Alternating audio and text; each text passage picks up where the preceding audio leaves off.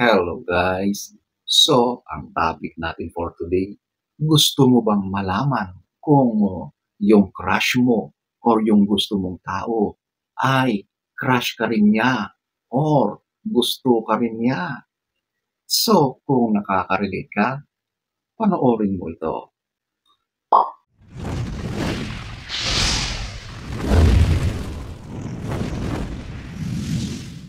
So, huwag na tayong magpaligoy-ligoy. Number 8, lagi siyang nasa paligid. Very obvious na kapag tuwit-tuwi na or mayat-maya or lagi-lagi mo siyang napapansin na nasa area siya. Di ba? Kapag laging ganyan, isa lang ang ibig sabihin yan. Ginagawa niya yan dahil gustong-gusto ka niya laging nakikita.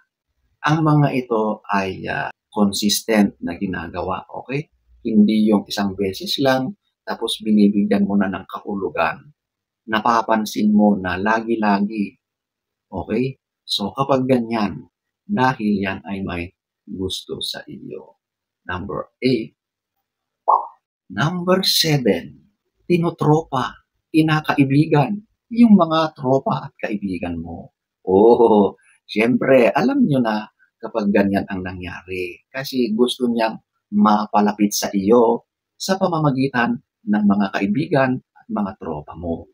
So, gagawa siya ng paraan, ng diskarte, di ba?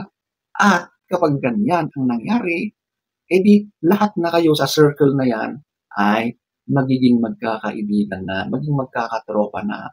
Kaya yung chances na lagi na kayong magkasama ay mataas, di ba?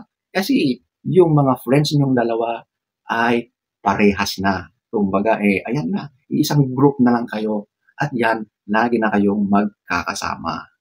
Kaya kapag napansin mo na may bago sa mga kaibigan nyo at nakikita mo na meron siyang ibang mga galawan, napapansin mo na iba ang pagtingin niya sa iyo, yan ang kanyang diskarte.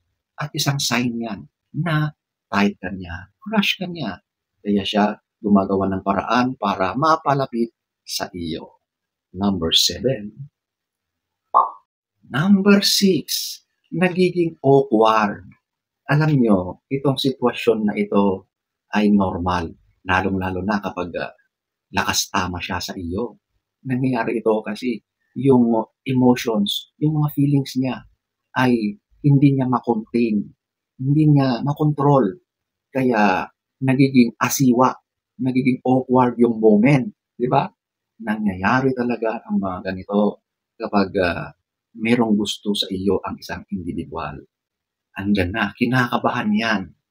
Ninenervyos siya kasi nandyan ka. At mapapansin mo yan sa kanya. Kaya kapag madalas na ganyan, yung nakikita mo sa kanya, kapag magkalapit kayo or nasa area ka, sign yan na crush ka niya. Nagmamanifest yan sa kanyang mga galaw, sa kanyang expression. At yan ay nagiging awkward yung moment, yung sitwasyon, yung mga ginagawa niya. Pero sign yan na crush ka, gusto ka. Number 6. Number 5, ito, yung lagi kang pinupuri. Isa ito sa madalas na ginagawa, yung pinupuri ka. Okay? Kaya kapag meron kang isang individual na madalas kang pinupuri, kapag nagkikita kayo, nagkakasalubong kayo, ay ayan, pinupuri ka, binabati ka. So yung mga compliments na yan regarding you, about you, ay talaga namang mapapaisip ka, di ba? Kasi talagang consistent yung ginagawa niyang pagpuri sa iyo every time na magkita kayo, di ba? It only means one thing. Kasi crush ka niya. Kasi meron siyang gusto sa iyo. Kaya ito yung pamamaraan niya para iparamdam o ipahiwatig sa iyo yung mensahe sa pamamagitan ng kanyang mga pagpupuri. Siyempre ito ay yung mga positibong nakikita niya sa iyo. Number 5. Number 4, papansin. Yan talaga ang isang diskarte ng mga gustong makuha yung atensyon mo dahil meron silang crush or gusto sa iyo. Kaya kung ano-ano na ang kanyang pinaggagawa, maaring yan ay nag-iingay, nilalakasan ang boses niya, o kaya gumagawa ng mga sari-saring mga gawain para lang makuha yung atensyon mo. So sa mga ganitong ginagawa niya, mapapatingin at mapapatingin ka sa kanya.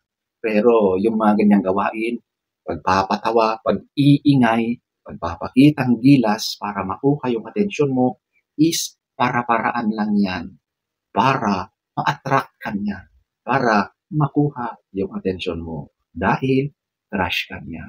Number 4. Number 3, magpaparamdam yan sa mga text or chats. Di ba yan na ang uso ngayon sa technology natin ngayon?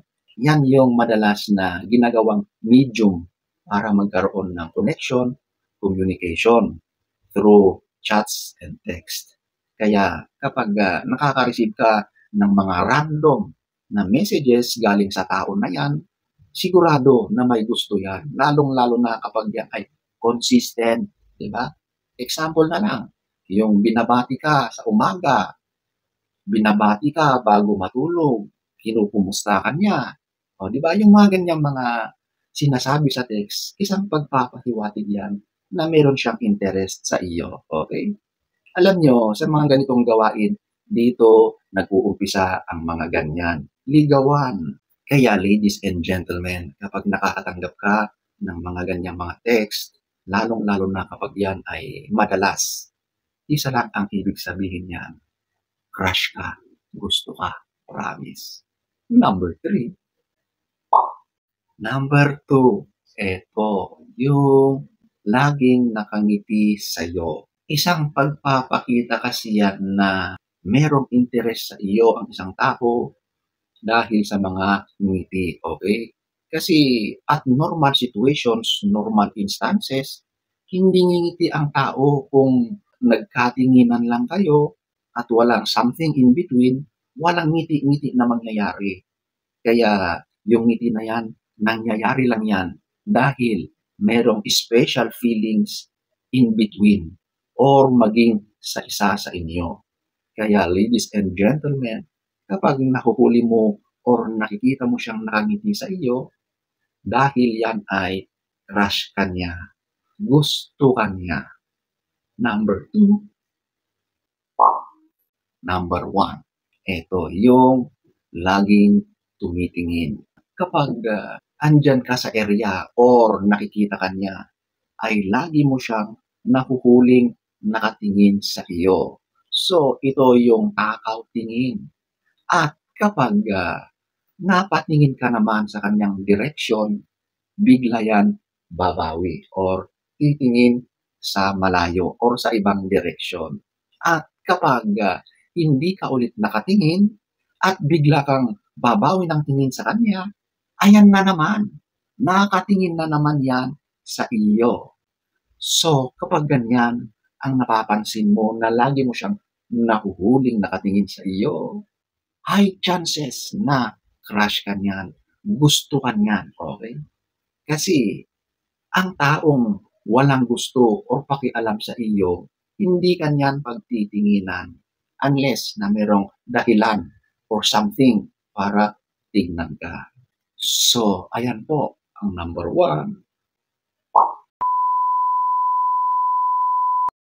So, ayan po ang ilan lamang sa napakaraming mga signs na ang crush mo ay crush ka rin. So, sana ay nagustuhan niyo ang ating topic for today. Next story time. Don't forget to subscribe.